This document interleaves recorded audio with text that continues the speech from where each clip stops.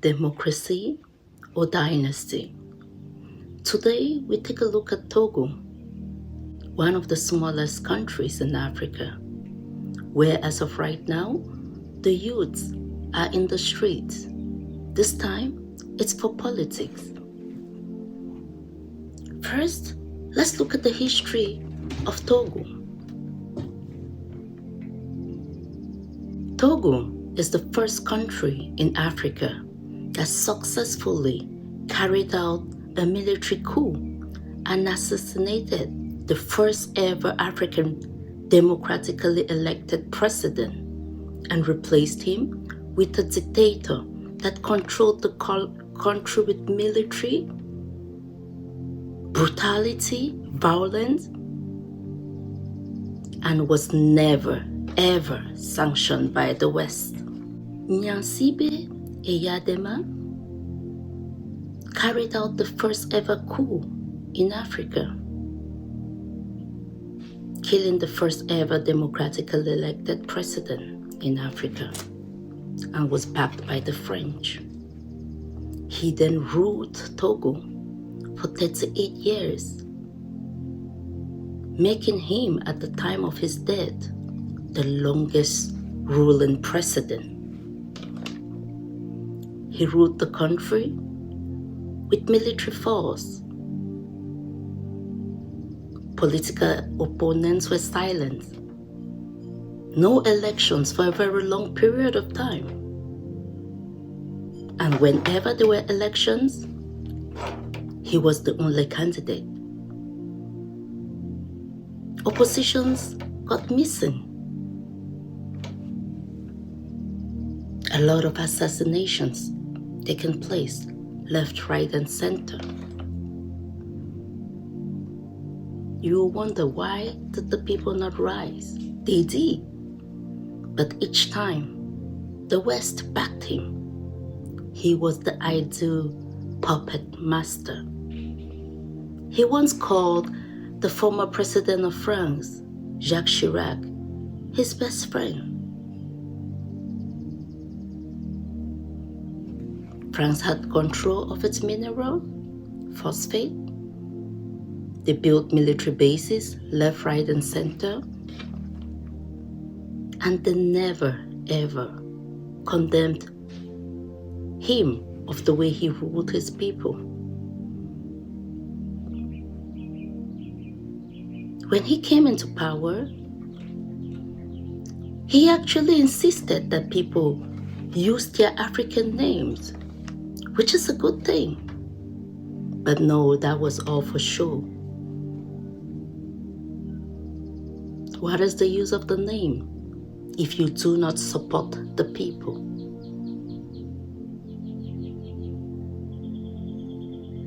What is the use of the name if you transfer all the money back to the colonial masters?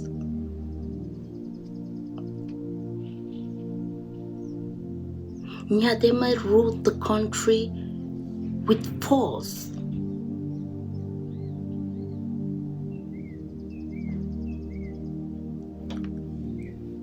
He made the country in a way that other presidents could visit the country. And each time they visited, it was a parade. No schools, children dressed in uniforms, lining around, welcoming presidents, clapping for them.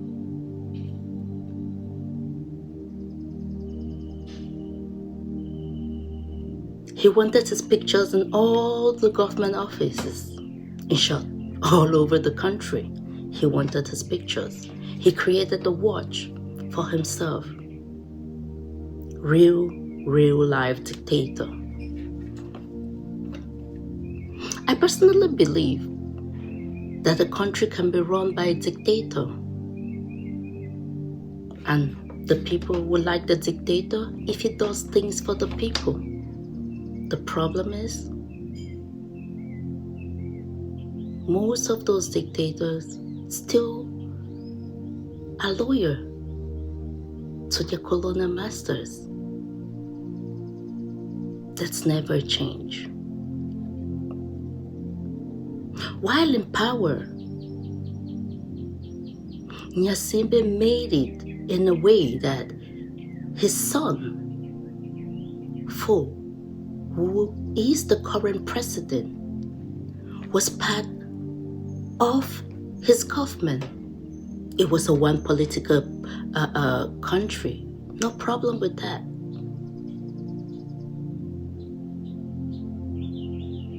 But it was ruled by a single family.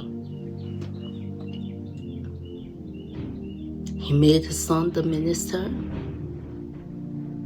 And in 2005, when he died of an heart attack on his way for treatment, the military installed his son.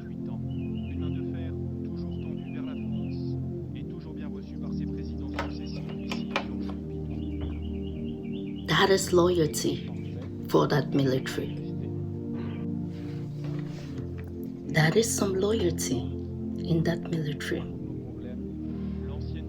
It is so strange to see that nobody in that military was either good enough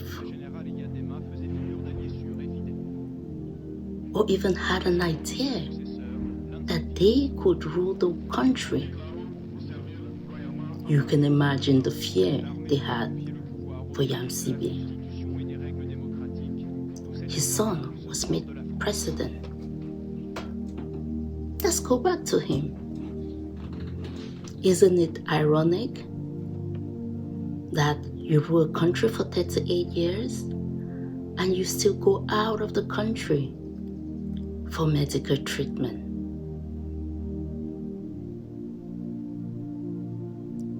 I know of so many people who have had to travel abroad for medical treatment.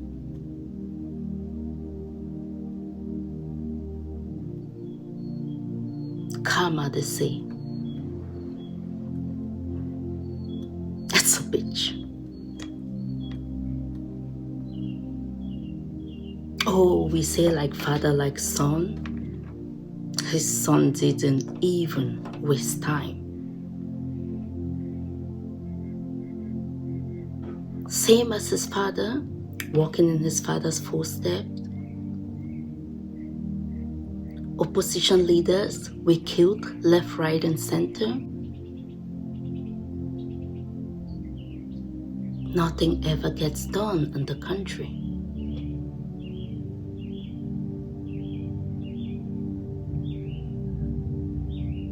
He has been in power since 2005.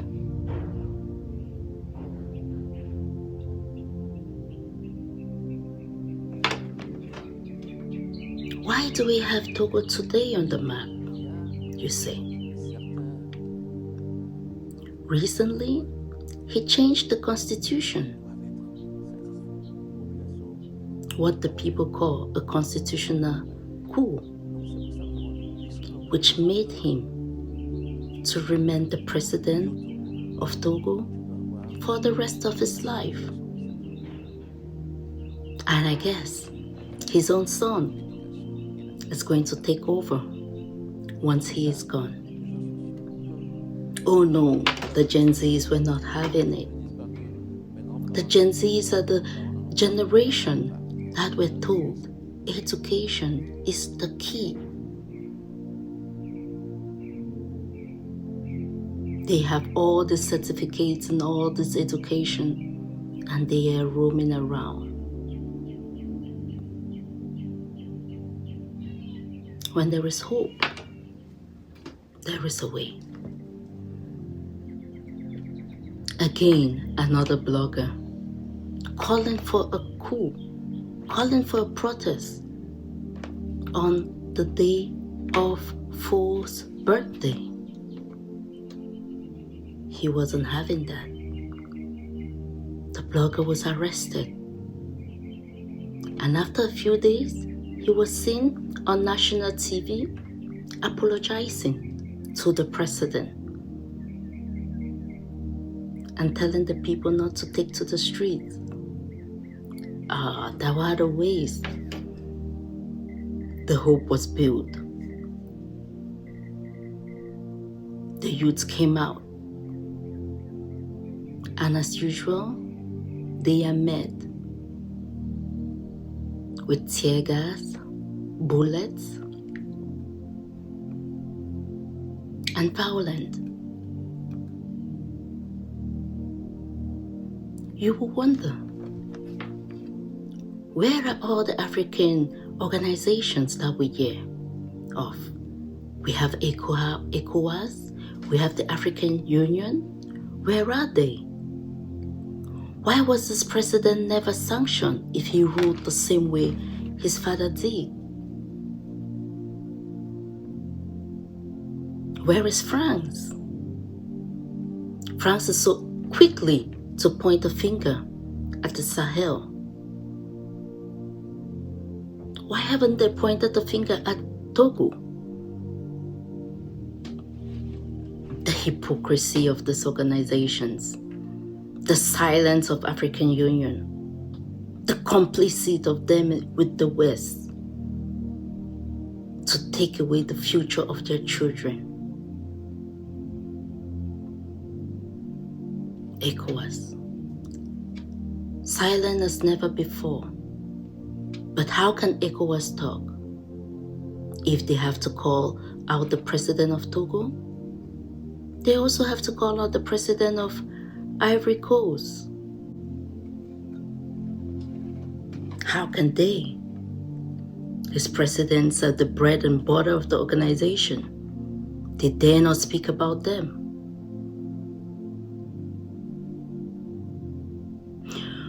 The president of Togo followed in his father's footsteps of always inviting head of states to come over. Togo has hosted the African Union, the ECOWAS, a whole couple of times. So how can ECOWAS talk badly about them? They will be complicit in his crimes. You really cannot point a finger at someone when 4 other fingers are pointing at you. The people of Togo asking ECOWAS, why are you quiet?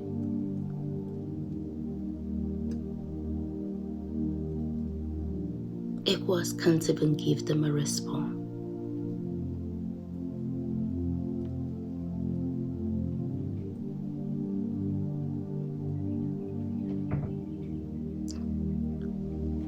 The youths are in the street again in Africa.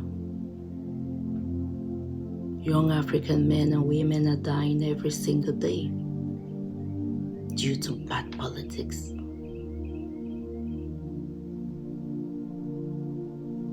A continent so blessed, but yet so cursed.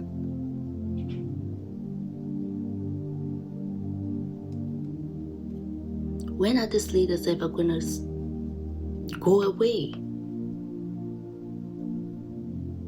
How do you live in 2025 knowing that your country doesn't have a reference hospital? Knowing that your people are dying of malaria?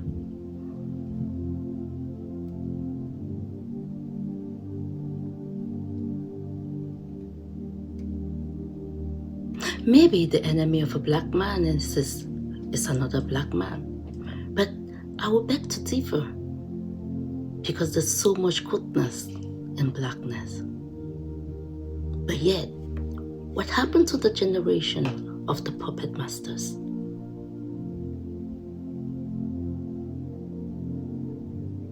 How did this generation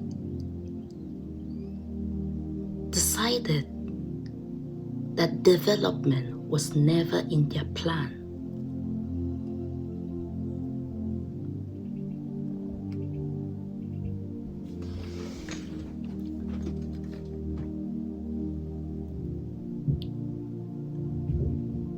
How can you allow one person take and take and take and take?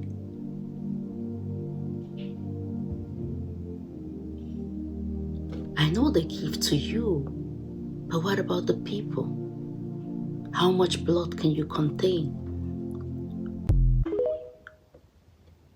in your hand?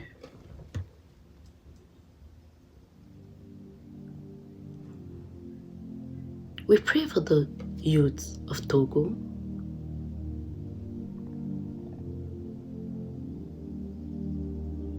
A coup is never easy. So many lives are going to be lost. So many blood is going to be shed. So many innocent people are going to be put in prison.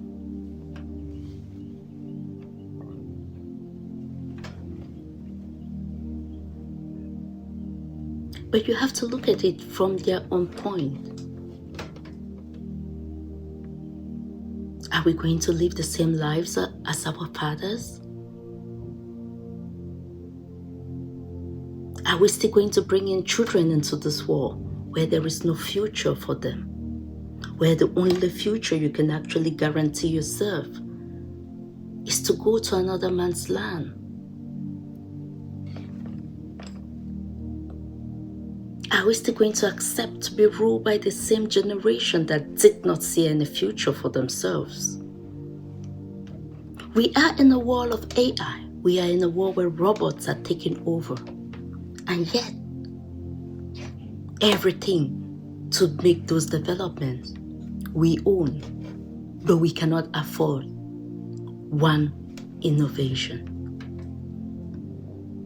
But if you want to look at all these companies that have created this innovation, you're going to see a line of Africans that help in those development.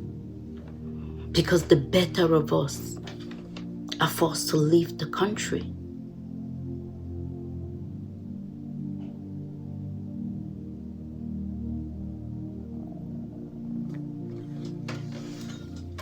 Togo is rising. We pray for Togo. We do not advocate for war or for the unaliving of people, but we advocate for change.